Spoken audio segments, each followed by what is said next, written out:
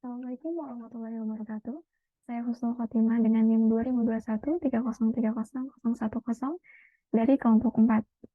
Kali ini saya akan mempresentasikan mengenai perkembangan ekonomi dan keuangan syariah, yaitu Financial Technology Syariah atau Fintech Syariah di Indonesia. Sebelum masuk ke pembahasan, berikut poin-poin yang akan kita bahas. Yang pertama, overview keuangan syariah. Yang kedua, review perkembangan. Yang ketiga, kritik dan saran kebijakan.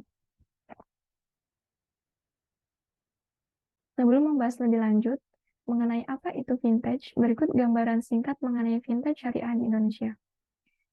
Saat ini, perkembangan vintage atau financial teknologi syariah di Indonesia semakin pesat. Tetapi di sisi lain, terdapat beberapa fenomena dan permasalahan pada vintage konvensional yang memberikan dampak negatif di masyarakat. Oleh karenanya, keberadaan vintage syariah seharusnya dapat menjadi solusi atas fenomena ini. Maka dari itu, untuk mengetahui tentang peluang dan tantangan vintage syariah atau teknologi finansial di Indonesia, teknik analisis data yang digunakan adalah dengan model interaktif. Hasilnya menunjukkan terdapat peluang dan tantangan vintage syariah di Indonesia yang terdiri dari regulasi, sumber daya manusia, dan penguasaan teknologi dari masyarakat. Apa itu financial technology atau vintage? Vintage merupakan inovasi di bidang jasa keuangan yang mana tidak perlu lagi menggunakan uang kertas. Dengan kata lain, keberadaan financial technology mengubah mata uang menjadi digital agar lebih efisien. Kemudian ada sejarah singkat vintage. Yang pertama, sejak zaman Rasulullah SAW sudah menggunakan kebijakan perniagaan atau ekonomi atau disebut juga dengan muamalah. Kedua, dinamika ekonomi terus-menerus berkembang dari masa Rasulullah, Khulafaur Rasyidin, masa Umar bin Khattab, Utsman bin Affan, hingga Ali bin Abi Thalib. Yang ketiga, hingga perkembangan dan kemajuan ekonomi saat ini yang sudah menuju industri 4.0. Yang keempat, kemajuan dunia dianggap sebagai disrupsi inovatif berdampak terhadap perubahan dalam interaksi sosial maupun transaksi bisnis.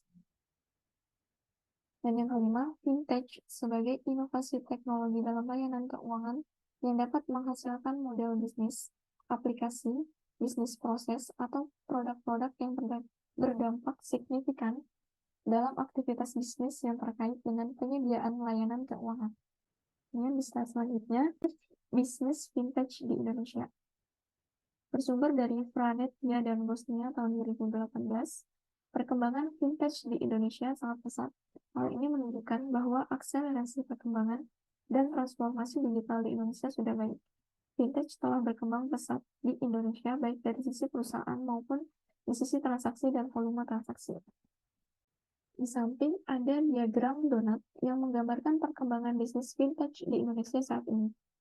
Yang pertama ada payment sebesar 39%. Apa itu payment? Digital payment system jenis vintage ini bergerak di bidang penyediaan layanan berupa pembayaran semua tagihan seperti pulsa dan pasca prabayar, kartu kredit, atau token listrik PLN. Yang kedua ada lending sebesar 24%. Yang ketiga ada aggregator sebesar 11%. Yang keempat ada crowdfunding sebesar 8%. Dan yang terakhir ada personal atau financial planning sebesar 7%. Di slide selanjutnya, ada peluang pada vintage syariah di Indonesia. Pertama, OJK memberikan kesempatan bagi para pelaku vintage syariah untuk mendaftarkan secara resmi vintage-nya di OJK. Slide selanjutnya, terdapat tantangan pada vintage syariah di Indonesia. Yang pertama, perizinan dan modal minimum pendirian vintage syariah menyebabkan vintage syariah yang terdaftar di OJK baru 4. Di slide terakhir, terdapat kritik dan saran kebijakan perkembangan pesat vintage syariah di Indonesia. Yang pertama, saat ini ada sekitar 30 startup vintage syariah yang tengah berusaha mengumpulkan modal demi syarat modal minimum dari OJK. Jadikan tantangan ini menjadi sebuah peluang untuk membangun stigma kepercayaan kepada masyarakat pada vintage syariah. Yang kedua, melakukan sinergi dengan pemerintah agar para pelaku vintage syariah membuat suatu bentuk edukasi, workshop, serta kunjungan untuk memberikan penjelasan kepada masyarakat desa yang ingin edukasi mengenai vintage.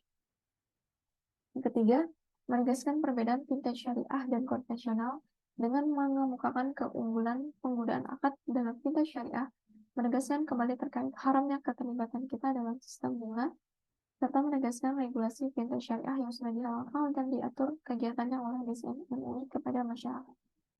Dan yang terakhir, para pelaku fintech syariah harus selalu menghadirkan keunggulan dan inovasi fintech syariah di Indonesia agar kehadiran fintech syariah tidak mudah digantikan oleh perkembangan teknologi lain di masa depan. Sekian presentasi yang dapat saya berikan. Wassalamualaikum warahmatullahi wabarakatuh.